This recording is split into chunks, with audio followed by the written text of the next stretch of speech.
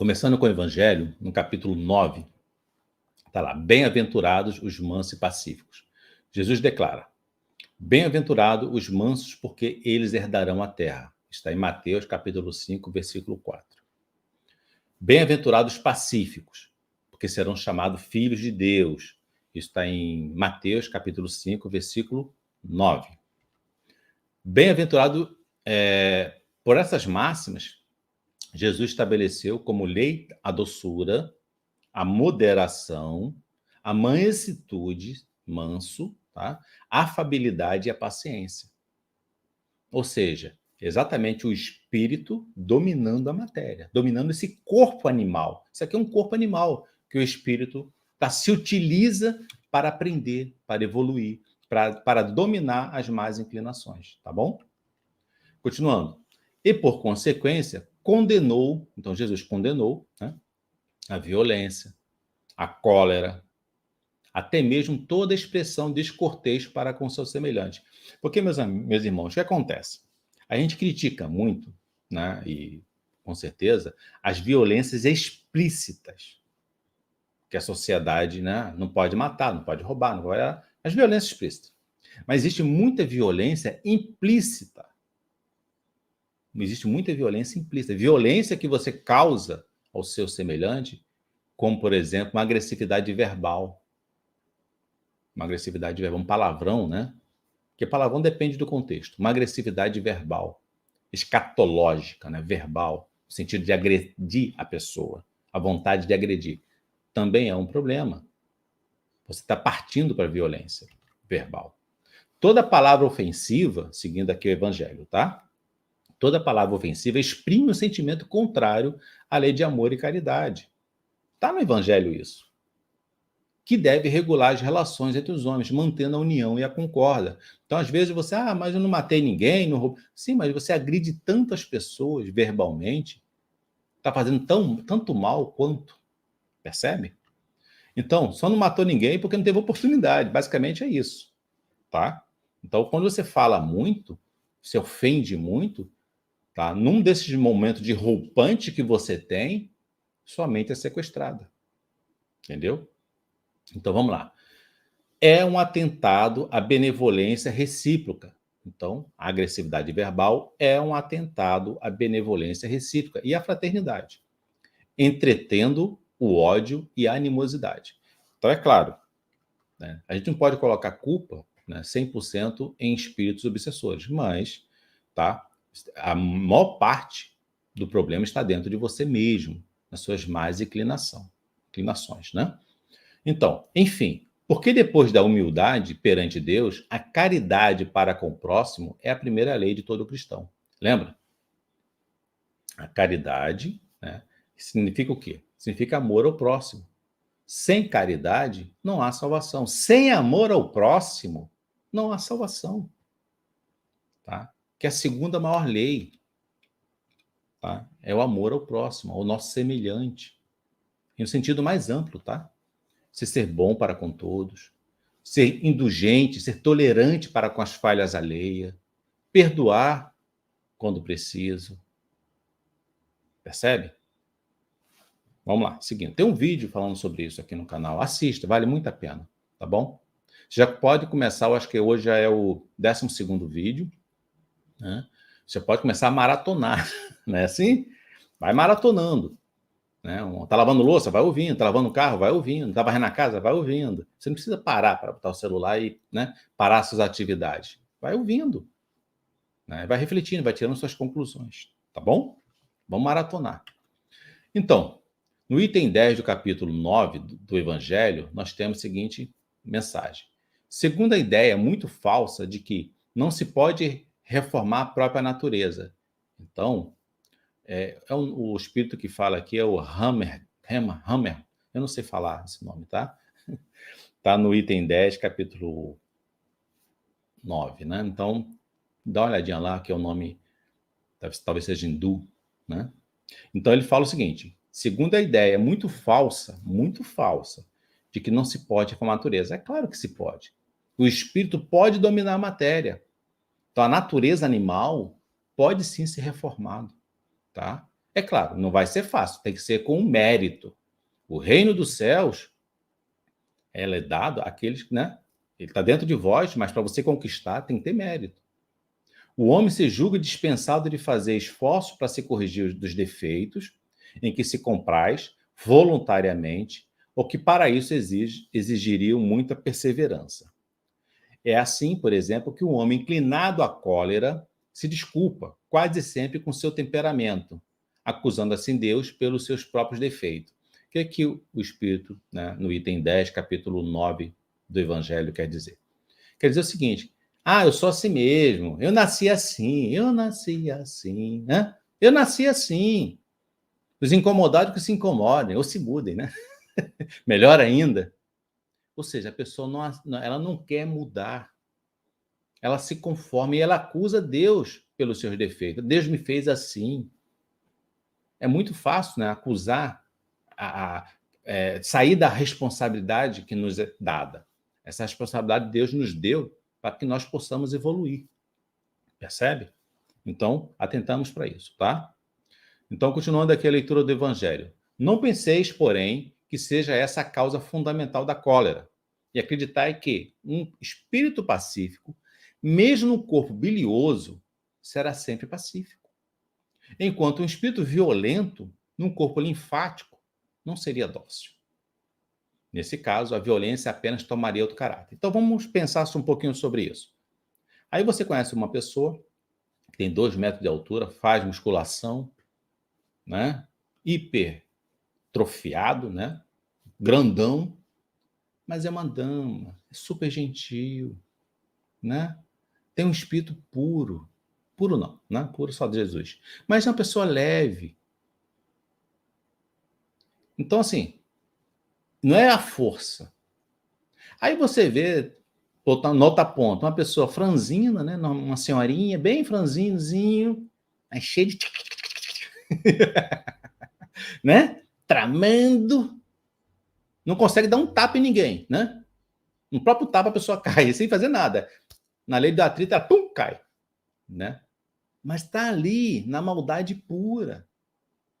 Então não é o corpo, meu irmão, não é o corpo que determina, tá certo? É o espírito. Então, como está aqui no item 10, capítulo 9, não é o corpo. Então não é o espírito que domina o corpo, não é o contrário. Não é o contrário, tá? Tem um filme, agora não vou lembrar o nome. A questão dos vídeos ao vivo é isso, né? A gente não vai vindo as ideias e as passagens, e aí, às vezes a gente se peca nos detalhes. Mas tem um filme em que um ator, esqueci o nome dele agora, grandalhão, bem imenso, ele é acusado, né, de um crime, de ter matado 2 criancinhas. Enfim, eu não vou lembrar, não vou dar spoiler, nem porque não sei o nome do filme também, tá bom? Esqueci agora. Mas continuando. O corpo não dá impulso à cólera. Quem os tem, né, como não dá outros vícios. Todas as virtudes, todos os vícios são inerentes do espírito. Olha que isso é uma beleza, né? Uma pérola. Todas as virtudes e todos os vícios são inerentes ao espírito. Não é o corpo. Percebe? Continuando. Sem isso, onde estaria o mérito e a responsabilidade? O homem só permanece vicioso porque o quer. Mas aquele que deseja corrigir-se sempre o pode fazer. De outra maneira, a lei do progresso não existiria para o homem. Então, nós estamos subordinados à lei do progresso, né? É através do progresso gradativo que a gente alcança o reino dos céus. Seguindo aqui, no livro Estudos Espíritas do Evangelho, de Terezinha Oliveira. Se toda a literatura espiritual da humanidade perecesse e só salvasse o Sermão da Montanha, nada estaria perdido. Vocês entenderam a importância do Sermão da Montanha. A essência do ensinamento de Cristo, né, está ali no Sermão da Montanha. No livro, vamos lá, Bem-aventuranças foram assim chamadas por causa da palavra inicial, usada por Jesus em todas elas, né? Fazem a relação das qualidades, das virtudes, ou disposições necessárias para se entrar no reino dos céus, tá? Seguindo. Quem as exercite, sem dúvida, será bem-aventurado. Bem-aventurado, a palavra bem-aventurado na nossa, né, no nosso seria feliz, tá? Nosso dicionário, tradução seria feliz, pelos resultados que alcançará.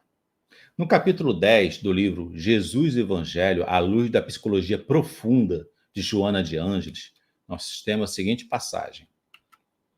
Joana de Ângeles, está lá. A paciência também pode ser considerada como a ciência da paz, né? E por isso são bem-aventurados os pacíficos, tá bom? Aqueles que trabalham com método e confiança tranquila em favor da renovação do mundo e das criaturas, conseguindo ser chamados filhos de Deus, que representa toda a paz. A paz deve se constituir a meta do ser pensante, que luta em contínuas tentativas de adquirir a plenitude. A paz é tesouro que não pode ser afetado, em circunstância alguma, que a leve desaparecer, tá? Porque a paz está em Cristo. E a paciência é a sua exteriorização, porque é o mecanismo não violento que se utiliza a fim de alcançar os objetivos a que se propõe. Então, Joana de Ângeles, ela nos esclarece o seguinte: a paz de Cristo é a essência.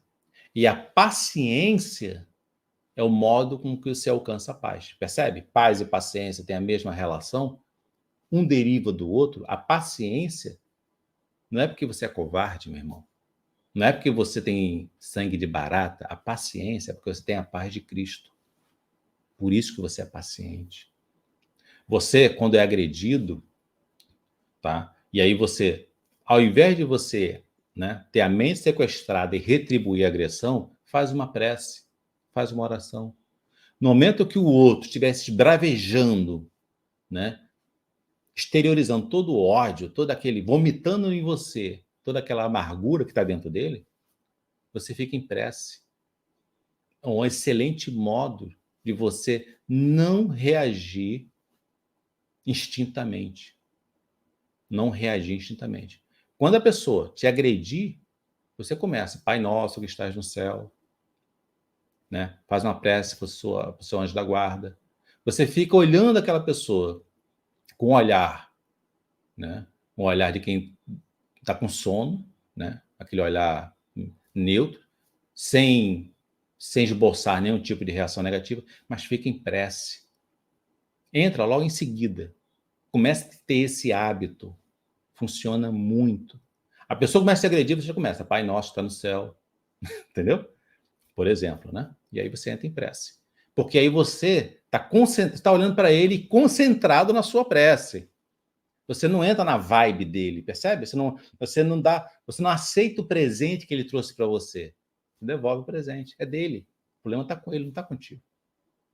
Tá bom? É uma grande estratégia aí para você. A paciência deriva da paz de Cristo, tá?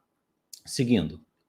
A paciência, seguindo Joana de Ângeles, né? Aqui está aqui. A paciência é conquista individual através de esforço de autoiluminação, pelo autoconhecimento e descoberta dos objetivos da existência.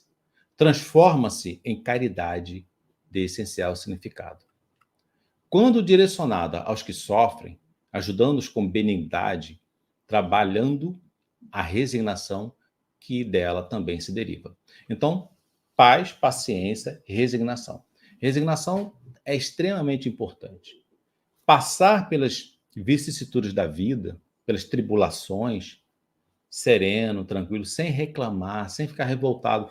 Porque entenda, é o espírito dominando a matéria. Quando você está revoltado com Deus, é teu espírito revoltado com Deus. Percebe como isso é forte? Percebe como isso é poderoso? Você está se revoltando com Deus. Então, meu irmão, não se revolte com Deus. Seja paciente. Aceite tudo que vier. Né? Em tudo dai graças. Em tudo dai graças. Tá? Tudo que vier é para a sua evolução espiritual. As coisas que vêm para a gente, Não é para prazer desse corpo que está aqui, né? Porque eu já tive vários outros corpos, esse é mais um deles. Não é para prazer, para desfrute desse corpo. Tudo que vem para mim é para a evolução do meu espírito. Seja uma prova, meu carro foi roubado, perdi meu emprego, não cai uma folha de uma árvore sem um consentimento de Deus. Então, tudo que vem para você não é porque você merece, entre aspas, né? Na verdade, é porque você precisa.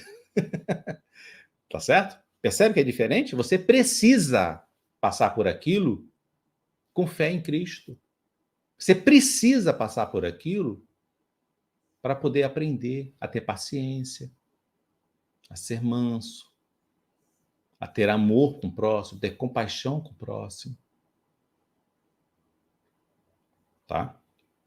Então, são provas que a gente precisa. Né? Eu lembro, levando um depoimento que eu vi Dalai Lama, que Dalai Lama fugiu, né, do Tibete, que a China invadiu, e aí alguns soldados, né, já ajudou, né, protegendo, e aí depois o Dalai Lama volta, depois de vários anos, né, ele fugiu quando era criança, tá? Depois como adulto, já idoso, ele volta, ele encontra alguns daqueles soldados, né, que na época o protegeu nessa fuga. E o Dalai Lama então pergunta a um dos soldados qual foi o momento mais difícil que ele passou quando ele estava ajudando, né, a fugir, a salvar o Dalai Lama quando era garoto, criança, né? Aí o soldado, que hoje não era mais soldado, né, falou assim: olha, Dalai Lama, o momento mais difícil é ter compaixão com o agressor. É ter compaixão com aquele que estava me agredindo, me torturando. Olha que bonito, né? Olha que belo. Então, é ter compaixão. É como Jesus falou, né? Pai, perdoa. Eles não sabem o que estão fazendo.